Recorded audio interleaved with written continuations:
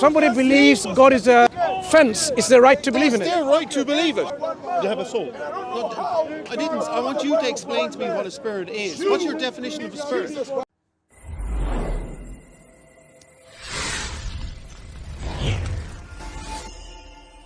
My question is to you, do you accept his position to say God is divided I'm into not three? talking about his position. That's my question. What if somebody had that position though? What do you think? What about? That's their right to believe that. But would that be correct to say God is 1/3 No, it's and their 1/3 right and to 1/3? believe it. I never said it was correct or incorrect. I said it's their right to believe it. So if somebody believes God is a fence, it's their right to believe in It's it. their right to believe it. And yes, you let exactly. them believe in it. Well, it's not my choice. It's their choice. Sure. They're What a is- separate person than me. Do you accept, At what point do you interject and interfere? I don't. That's their business. What if the belief that somebody has is going to harm others? Would you then stop them or interject or interfere in some way or another? If the belief that someone has... Somebody believes white people are the devil, Yeah, okay. and let's get rid of the white people from planet Earth. If they had such a belief system, would you interfere with this belief system of those people who believe in Say that? that's wrong. Interject or try to say, no, you can't have a belief system like that because it will harm others? That's not... if they take action on it and actually do something... Right, that's what I'm saying. At what point do you get involved? Remember you said, I don't care. Yeah. So In at other what words, that's what I'm saying. If somebody tried to kill me, I would try and stop them killing me. Right. Yeah. So at what point do you think one should get involved about what the purpose is here in this life? And people say, it doesn't matter if you believe in that and you die, because what if they all are going to end up in hell with the wrong belief? Would you not There care? is no hell. No, when you say what is the no hell, this is all linked with the belief Can in you tell God. me if there's a hell? This is linked with the belief in God. But can you tell Yes. me if there... Oh, you can? We can, yes. How do you know? We have You no... have not yet died. How do you know there's a hell? Are you saying the only way we can know things... How can you prove to me there's a hell? I am. Just about to. How? Yeah, are you interested? It's actually impossible. If you allow me to... Have you already been dead? If you allow me to explain to Answer you... my question first. Have you already been dead? No. Well, then you can't tell me whether there's a hell or not. You can't. I will tell you how you can know about the existence of things even without being there. For example, Are you interested to know? have you been? Listen, It's not listen to the scientifically question. possible. Have you been to the Caribbean before? No. Okay. How do you believe there is Caribbean such area there exists? How do I believe? How do you believe Yeah. it? Because I know it's there. How do you know it's there? You haven't been there. You've never been there. I talk to people who've been there. You've talked, so that means the way you believe in something's existence is by getting information from people that you trust. Yes. Yeah. Oh, yeah. Got you, right? So now you, as you realize now, because you're an intelligent person, I'm sure he's very intelligent, there's various ways we can know things. One is from trustworthy source, Yeah. witnesses who are trustworthy. So, okay, just according to your argument there, what's your trustworthy source that hell exists? Sure. So if we have... Tell me what the trustworthy I am source about is. to. He is answering. But you're not answering me. I am. You're not You answering didn't me. know him. Just let him Right. answer. Tell me how you know hell exists. Okay, give him. We have been I want to know what told- your trustworthy source I am Give been him 2 told seconds. by a Give him 2 trustworthy minutes. source Whose whose name is Muhammad sallallahu alaihi wasallam. He is being already, agreed upon by the community of his people that he's trustworthy and is reliable. And he said that there is heaven and hell. And of course he gave evidence for what he's saying, that he received this knowledge from the one who created this universe. Elaborate here. For example, how we know a person is trustworthy? Oh, hold on, no. I'm going to go back to my original argument. Yep. Did this guy you're talking about die, see the existence of hell, and come back alive again? To Irrelevant. We just established that you don't need to die to know hell exists, just like you don't need to go to Caribbean to know Caribbean exists. But how can you prove hell exists Okay. if you haven't died? Have you seen the image of your brain? Is hell on earth while people I just are want to. alive? I just want to give you another example. It's not answering the Have question. you seen? Is hell on earth Have you while seen your brain? Well, you have to die to know of its There are existence. some people let- who let- Would that be a logical Listen, argument? No, because God can inspire you and reveal it to you. You can just go up and see things. I mean, God can do anything. You Have you seen your brains? have to understand God. If you don't understand God, Have you seen your brains? Well, I've seen mine because I had an MRI done at one point. Oh, Have yeah, you- I've had an MRI done. Yeah. Of your head? Yeah. Right. Have you seen the brain of your family, all of your family members? No. Do they have brains? I would presume they do because they wouldn't be able to stay alive. How are you going to be certain, without seeing the image of the brain itself with a scan, that they have a brain? Because their heart wouldn't work. They wouldn't be alive. So you're making other logical connections to your argument. You don't have to see the brain to know brain is there, but you can deduce from the function of the brain. But there's Please, a difference. my friend. The brain is a You are- physical thing. you You're are talking deducing. about concepts. Hell is a concept. There's not a a con- massive difference. It's not a You're concept. talking about It's real. abstract. If you allow me You're to, talking about explain. an abstract concept that you believe exists. Okay. When you talk about a brain, you're talking about a physical We are talking- entity. we are talking that about the people have existence of seen things. and touched. We are talking There's a about massive difference. We are talking Maybe about you the don't existence of understand the things. difference between a concept. Maybe you don't understand the Okay, difference. we need to between go back to the concept basics. and a physical Listen, thing. okay. A physical thing. Do you have a spirit? Huh? Do you have a spirit? But that depends on what you mean by the word spirit. Okay, what do you mean by the word spirit? What do you Now define? you tell me what the word spirit means to you first. I want you to know, do you have a spirit? Yes or no? And then we'll elaborate more. Do you believe you have a spirit? You have a soul? You have a soul? I didn't. I want you to explain to me what a spirit is. What's your definition of a spirit? Okay, the spirit of the soul, which is a creation of God that made it into our body in order to function our body. As soon as this soul leaves the body, then the body will not function. It will be dead. Yeah. So this is the spirit. This is the soul. Now here the question is to you, and they have, nowadays, even until nowadays, they couldn't discover what's the meaning of the soul. Until now, they couldn't get it. They put a cell, they put all the components of the cell, but still the cell is not alive because it doesn't have soul. So the soul, the things that makes things to function. So now here, is it a physical thing? They cannot say it's a physical thing. like electricity. Is it Electricity. even is not even is not energy because they had even is not energy. Even the soul is not energy. They couldn't describe it. So you agree with these guys? You agree that hell exists? Now, before that, listen. Oh, you know for sure. Listen, brother. Christians, I've seen Christians that way. So my point is to you, to say something exists, as he mentioned to you, you don't need to necessarily have a physical thing for it or something that it's a physical description for it to know that it exists. And you know, and I know that you believe there is a soul that you have, and you know that how your body functions because of the soul. As soon as the soul departs your body, you know you're gonna die. As simple as that. And this soul is not an energy, it's not something that cannot be measured. They don't have even a physical component, they don't know what it is. Yeah. So my point is to you, sir, that's one of the things. How we know something that is really exists is through few things. Firstly, a person who is trustworthy, someone who is knowledgeable about certain things, and then start describing certain things. Not just that he talked to us about prophecies of his time, prophecies that yet to come in the future, and all of them came as the sun, that you could see the sun. So he said this will happen in such and such, and it happened. And it happened before, where he was an illiterate person, he's unable to have even to be exposed to the knowledge of the people before us, and yet he was describing things only was discovered recently. So how did he know about these things? For example, I will give you an example for you to know, for example, in the Quran. For example, 1400 years ago, what do you think, what is the deepest point any diver could dive 1400 years ago? You know, you've been to the sea, yeah? You've been to a sea? Okay. So what is the deepest point any diver could dive 1400 years ago? Any diver. How many meters? Just give me, Without apparatus. without because they didn't have 1400 years I ago. don't know, maybe 60 meters, I don't know. Why is this relevant? I will tell you why. Because God said in the Quran, I will tell you why this is relevant. God says in the Quran, those who are away from the guidance of God, they are like someone deep in the bottom of the ocean. Above him there is a wave, above the wave there is another wave. Above the sea. You're losing me here. I don't know what you're talking about. Again, You're losing me. He'll explain to you. I'll explain to you. No, but it's too long with it. I don't have the time. Listen. I'll explain to you. Speed it up. I will He will explain explain to to you. you. Just wait. Yeah. So I And said, I'm not being rude. I genuinely don't have the time. Okay. You don't have to. Listen. No, that's all right. Family's waiting. Let me explain to you. Now, I asked you what your definition of a spirit okay, was. I will come to you to the point now here. So God says about in the Quran, for example, one verse in the Quran describing certain depth in the ocean. Someone who is away from the guidance of God, living in a pitch dark area in the bottom of the ocean.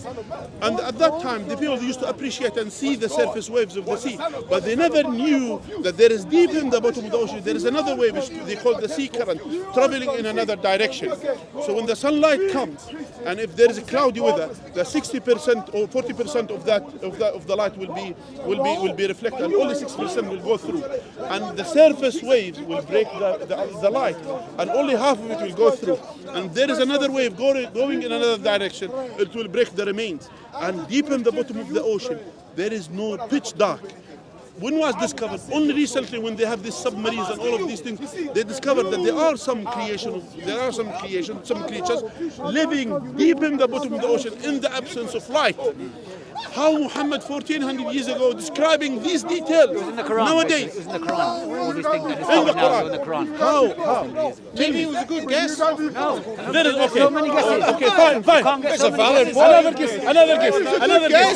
Another guess. Listen. My brother. Another guess. So good guess. I predicted that Spurs would beat Man City yesterday. Yeah, okay. That was a good guess.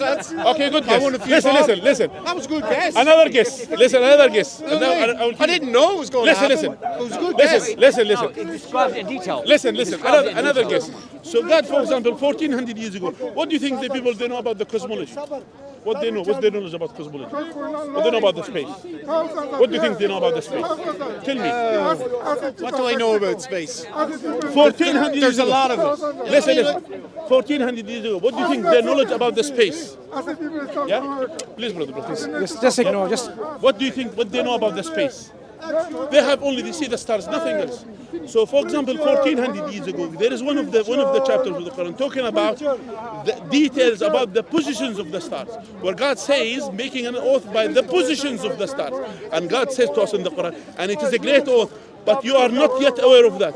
So at that time, the Muslims or the people, they say it's from God. We don't know what's the meaning of positions of the stars. They say, this is the star position there and there. But only recently, when they expose the cosmology, and they discover the space, they know when you look to the sky in the night, what you see is that you don't see exactly the star. You see the history. So because when the light travels from the star, and it takes millions of years until it reaches your The eyes, star is no longer there. that star is no longer there. In the It's position what that you see. is the position of that star when the light departed from it. Who taught Muhammad about this? Was it another good guess? Astronomy would describe the Quran. So you can bring in examples like this after examples after examples. And more examples. And then you'll have to say, what is the limit of guesswork? Because if somebody gets all of this right rather than getting it wrong, Okay, let's cut this short here. Right? So you guys live in London. Yeah, have you lived in London all your lives? Yeah. I see this wonderful city. I don't live in London, right? But we're Londoners. You're Londoners, yeah. I'm not. You see this wonderful city, the way it's organised, the way it's built, the way it runs. Yeah. You see the way. Do you think that it got to this place that it's in now by people following spiritual ideas and concepts rather than scientific ideas and concepts? Answer me that. Islam answered this. Islam answered this again 1400 years ago. God told us in the Quran. No, I'm talking about now. Yeah. I don't know about the Quran. No, you will I appreciate. want you to tell me. I am answering you. Did London get to the position it's in now by people actually making scientific discoveries, or by following spiritual beliefs? Okay, God told One us or the other. again. One or God the other. told No, us I want you to tell me. Things like the tube and electricity. Listen. And the lights and the buildings, Okay, and the transport. Listen, God told us in the Quran that He is the one who created you and made you to be successor on earth, to build the earth. Meaning that God, when He created us as well, part of our mission, which is part of our mission in worshipping Him, and as well to build the earth, and as well to establish these cities, to establish these things, to facilitate things, to make the life easy for the people. And that's why, for example, Islam was the most experienced scientists. They used to not able to live in London, as you say. Yeah, they used to run away from London and other countries because they were tortured if they say there is a gravity. So they had to go to a Muslim country like Galileo and other ones. When he talks about what's his name, Newton and Galileo, when they say, oh, there is a gravity, that literally it was established for him saying blasphemy. You cannot talk about the gravity. You cannot talk about these things. Where in the time where Islam at that time allowing scientists to come and explore all their science, explore their mind in a freedom of environment, which is a freedom to think and have the freedom to bring idea and to bring what is best for the betterment of the humanity. At that time, when those people when they separate the religion, because they found the religion that doesn't go along with the scientific methods. That's why they say they become the secular system. But in Islam, it wasn't the case. Islam within the Islamic system, allowing scientists to develop, allowing scientists to explore their ideas and to bring what is best for the better of the humanity. They have done that. Understand? The holy book was scientific facts. So we agree with you that the scientific progress has made London as it is now. But if you look at what's behind the scientific progress is understanding the scientific methodology, reason, observation and so on. This was driven by Islamic civilization. Renaissance would not happen in Europe unless and if they did not come into contact with Islamic civilization. When the Queen of England didn't have a bath for a month at one point, in Islamic Spain, there were underground sewage system, overground lighting system. That's how developed scientifically and technologically they were. Because why? Islam encouraged. We're talking about during the times. Spain. Finish. Give me a minute. Bear with me. So when you study the history of Cordoba and Andalus, you'll realize at that time the technological advancement was such that people from England, the Lord of Bath, had to send his son. And he comes back and sets up, if I'm not mistaken, Cambridge University. Yeah. The universities were modeled under the universities within the Islamic world. Oh, look, I don't doubt that. Yeah, so that's why Islamic history is fantastic. Islam never discouraged people to study science and the reality of our world. Progress and education, yeah. Listen, guys, I've got to go. It's been very nice talking to you. Take care. Look after your family. I want to go over here and listen to what this guy says. Sure. Okay, take care.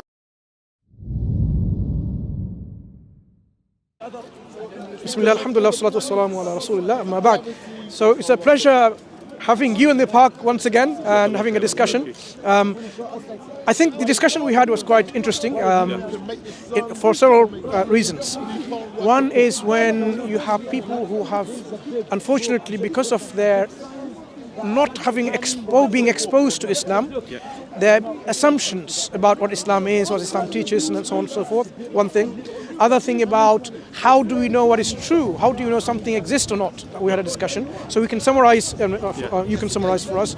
And some of the things that we brought into discussion, I think we need to expand a bit so that people can appreciate further, because he was in a rush to go, the gentleman. Yes. But let's just expand a little bit more. But firstly, what is happening with the people's understanding of other people's faith and their religion?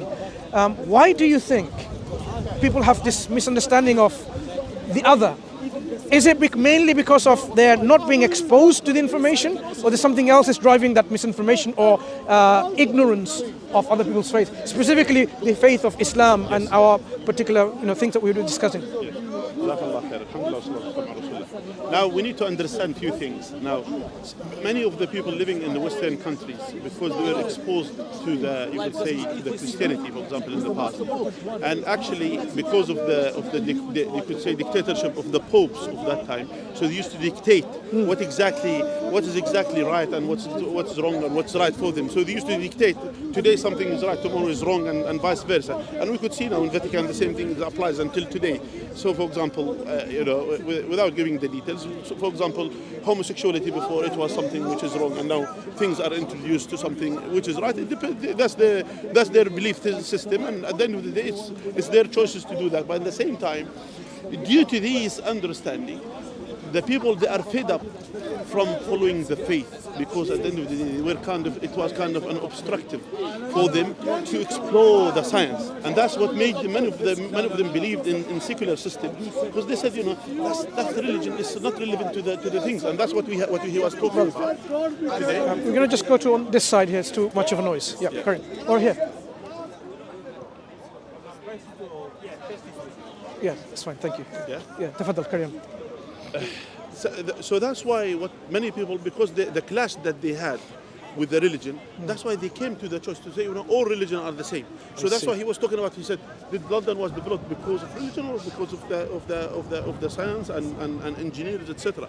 Because here again, those people, they were the dictatorship that they had through these popes and other things. They didn't allow people to explore their mind, and as well to facilitate. There is no, they didn't have kind of facilities for them to develop in their science, etc.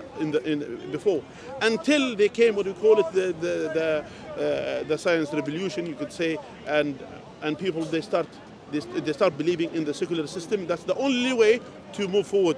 And it was that because of the religion, because their religion is kind of solid, and you cannot choose something except what the Pope agrees, and if the Pope didn't agree, that means they cannot choose it. So that's one thing, and that's why they become, many of the people, they become judgmental to all religions. They say all religions are the same. But because of as they say, if you are ignorant, the people generally, if they are ignorant about something, they kind of take enmity towards it, because they are not explored to Islam. And they don't understand that Islam, that it has the Quran. And the Quran is not a science book, but it has scientific facts. And then subhanAllah, it's mind-blowing. When you see, for example, these facts, Allah Azza wa Jalla, we're not talking about theories, we're talking about facts mentioned in the Quran. So we'll come to this example, inshallah. Yes. So just to bringing in the reason I ask you, it is actually there's a history within Europe Yes. in which, because of the suppression of their intellectual Yes. inquiry, Yes. that's what prompted a lot of people to think that religion obstructs people Yes. from using their minds freely and liberally and critically. Yes. And they assume Islam. same for all the other religions. They Yes, assume same that, okay, every other religion is likewise, and that's why they're not charitable enough to give the second look to Islam, for example, Exactly. and to say, okay, Islam may be something different. Yes, They exactly. see all within the same light. Yeah, the things. they see all So of the same. the ignorance is compounded by this historical reality of theirs, Yes. and perhaps this is one of the reasons why they don't want to learn even further, even within this age of information. Right. So when we talked about There is another thing as well. There is as well, yes, we blame, for example, the systems that they had, and we blame all of these things that they were going through. At the same time as well, we should as well talk about our shortcoming. As Muslims, we used to be leading the humanity in science. We used to be leading the humanity in mathematics. We used to be leading the humanity in all of these sciences. And when we lacked, then people they came forward. Those people who try to segregate between religion and science, and then they end up by atheism, and they end up by secularism, etc. And that's why they become kind of leading the humanity now, and instead of the Muslims, they should take the lead actually. Now what they have done, because we left the position empty to them, and that's why they came, and then they start to say, you know what, there is no God, and then they start bringing this atheism systems to the science, and atheism ideas to the science, in order to avoid and neglect that anything related to God in the science aspects. Because of us, that's something which is we have as well to condemn this as well as Muslims, to know, because we lacked in this, and that's why things happen. Sure. We don't just blame the others. We are ourselves at guilt and to be blamed as well. Yeah. Jazakallahu khairan. The other point that we talked about is epistemology. How do we know? What is the sources of knowledge? How can we know and be certain about things? The gentleman thought that you have to really see things to believe in it. And the examples we were providing is about the soul, about the existence of their own brains, things like this. So the point that we highlighted, that you don't have to see things to believe, oftentimes, in fact, this is a valid ways of knowing things, is by having information through a trustworthy witness or a source. Yes. So in this case, we talked about how Muhammad ﷺ gave information of the unseen, having had this knowledge from the Creator himself. Yes. And then we moved on to talk about a few examples. Now let's elaborate a bit more of those examples you talked about. You talked about the darknesses within the deep oceans. At one point, there is pitch black darkness. Yes. And there are layers of this darkness, because that's how the Quran says, yes. Okay, layers.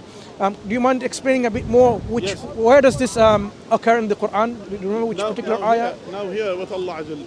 Now, before we come to this, as you said, we need to have a trustworthy source. And this trustworthy source, firstly, the scholars of Islam, they said we put conditions. Firstly, that this source is saying the truth, and it was experienced with the truth. That's one thing. The other thing, salamat al-qasd, meaning the goodwill or the good intention for it. So that's why that when we are talking about the Quran, we know that Allah has a good will for the guidance of the people. Meaning, as we know that God is good, as we believe as Muslims, and Allah is good and wanted the goodness for us and wanted the guidance for us. So Allah has a good will for us. Allah, that's one of the things. And as well, the experience of knowing the truth. For example, that when Allah has sent Muhammad sallallahu alaihi wasallam, He has sent him with the true faith, alayhi salatu wasalam. And as well, he was, before the revelation came to him, he was known that he's a Sadiq al-Amin, he's the trustworthy one, he's the truthful person. Before revelation came to him, and this testimony from his enemies who came later on, became later on his enemies, who didn't believe in him, they still consider him a trustworthy person. They still consider him as someone who's truthful, alayhi salatu wasalam, even the way they took the enmity of him, alayhi salatu wasalam.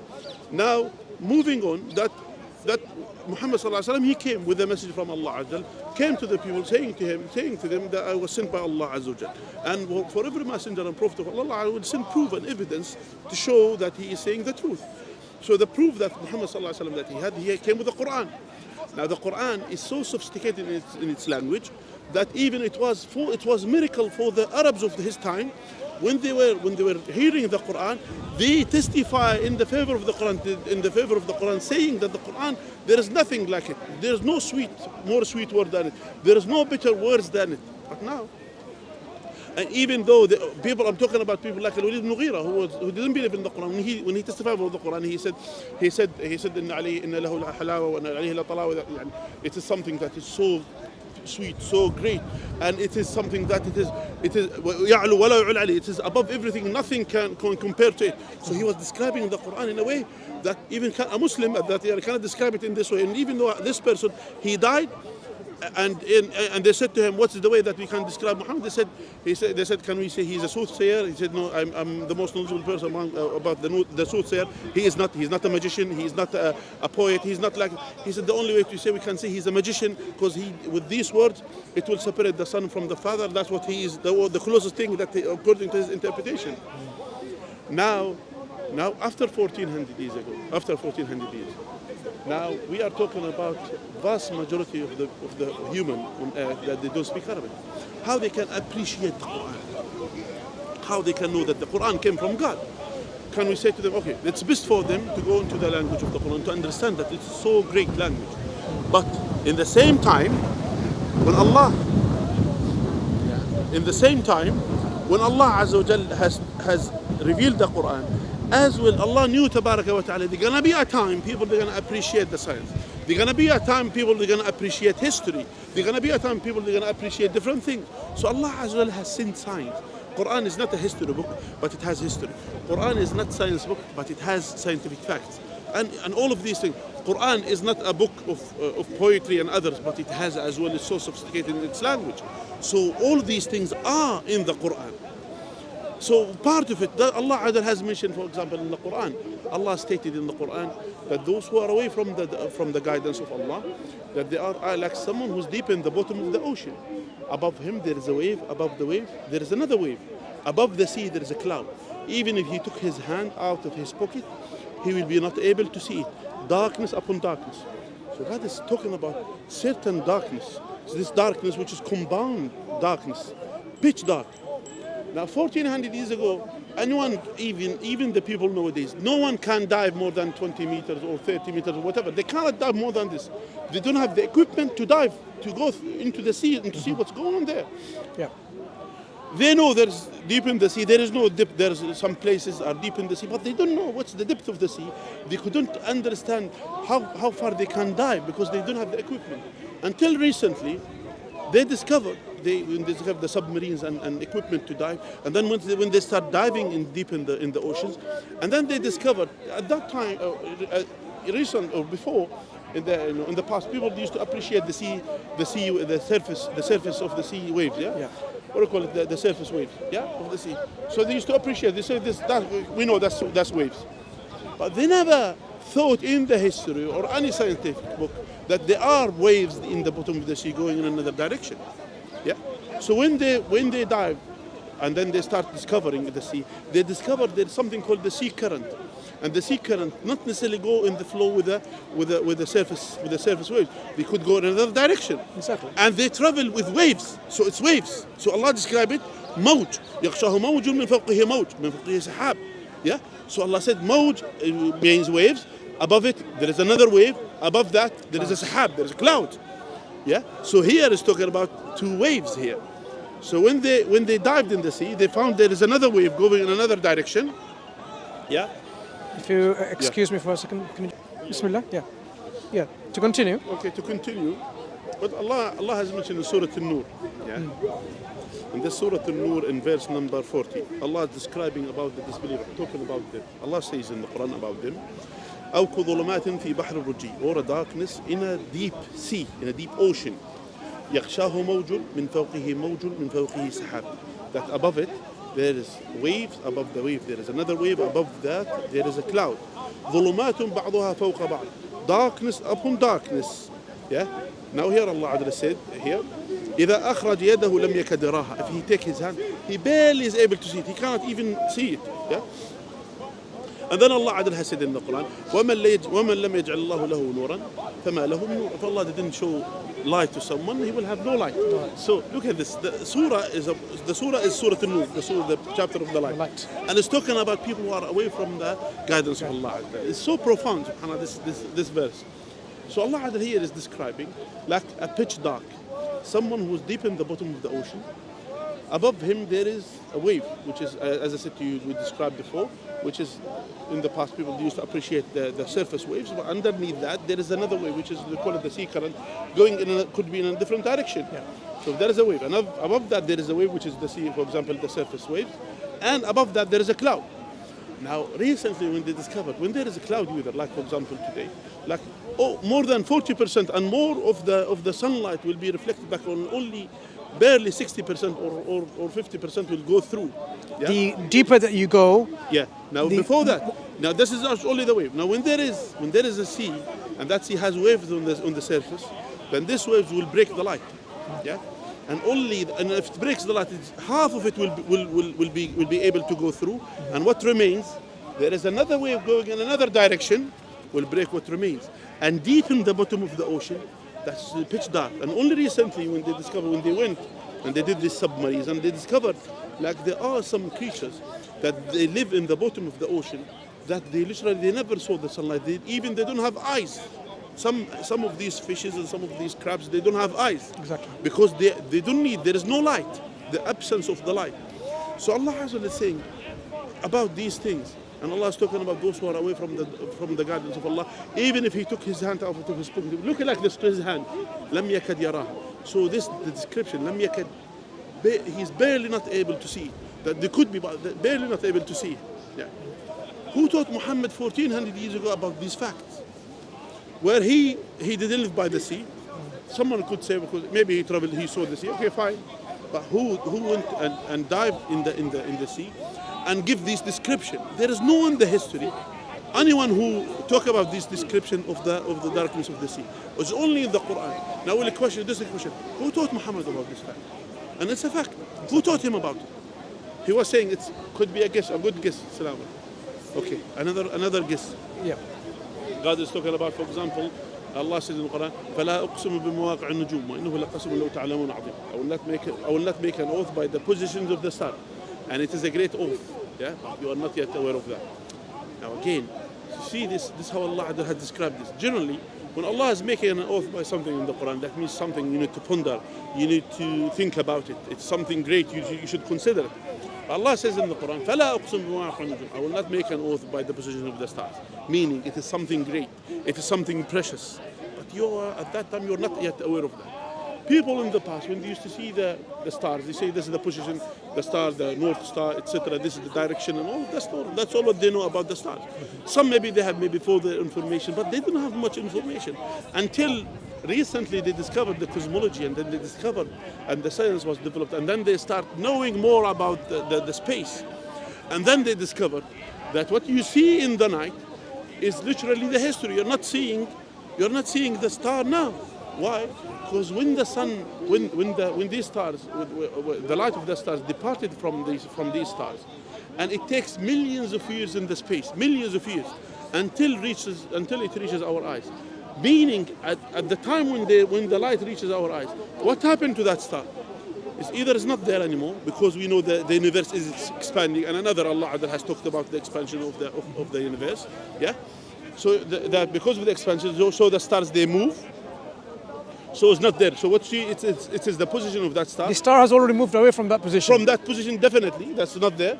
Or it could be that star already vanished, become a black hole, because they have a time, they die, and they turn into black holes. Meaning that what you see in the night when you look into the space, look into the sky, is literally you see the history. You see it. You see millions of years ago. Now, who taught Muhammad about these things? How did he know sallallahu alaihi wasallam about it? And there are many places in the Quran talks about these scientific facts.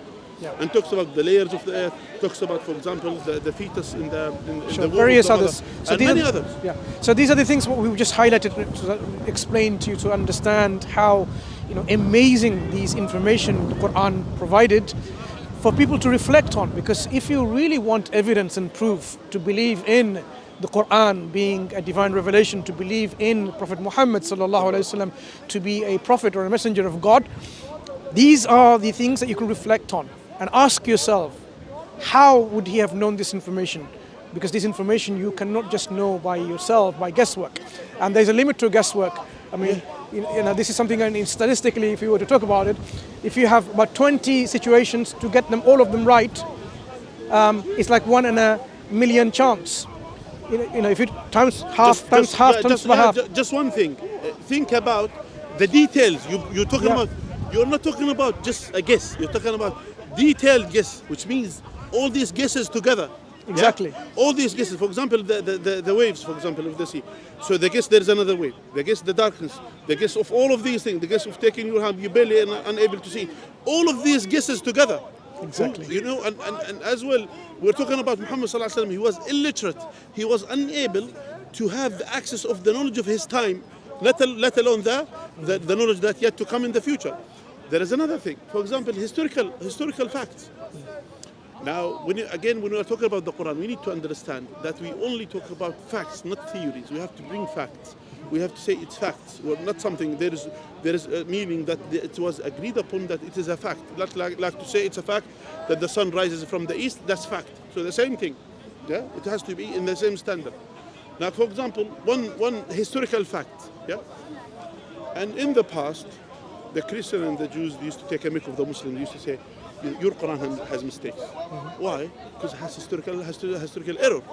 Why? What's the historical error? They said, okay, throughout the Quran, when you read the Quran, you'll find constantly that when Allah addresses the king of the time of Moses, always saying, Pharaoh again, Pharaoh, Moses and Pharaoh, Moses and Pharaoh, all the time. But when it comes to Joseph, where they live in the same land, Yusuf alayhi salam, talking about the same land, Egypt, and when God addresses the king of that time, they will say, king. So they say, your Quran has issues, has error. And we Muslims, alhamdulillah, because we believe in Allah, we say, if it came from Allah, we know it's the truth. Yeah.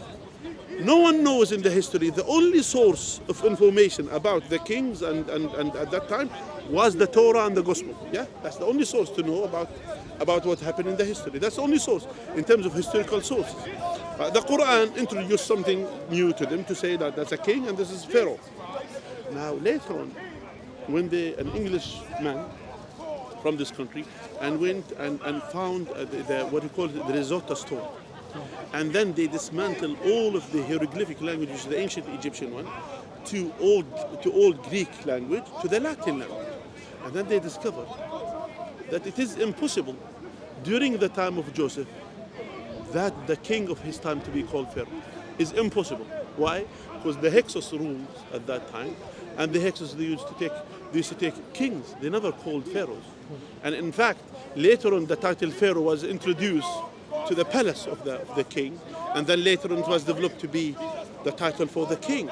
So it is impossible to say that the king of the time of Joseph was Pharaoh, where the Torah is talking about Pharaoh, the Gospel is talking about Pharaoh. So who was right? So two things then. Those people who say the Quran copied from the Bible, why did the Quran not copy the mistake of the Bible? Exactly. And how was the Quran able to produce or make this information? I mean, how did the Quran or the author of the Quran, or if Muhammad sallallahu alaihi wasallam, if they were wondering, how did he know? So let's leave these points of reflection for people to reflect on, because it's only when you deeply reflect on the Quran you will see the truth, being deciphered. The truth comes out manifest, clear, and people who have sincere heart will see the truth. And we leave you to reflect on, so that those of you who are not Muslims yet, God guides you to the truth of Islam. Jazakumullahu khairan. Assalamu alaikum wa rahmatullah.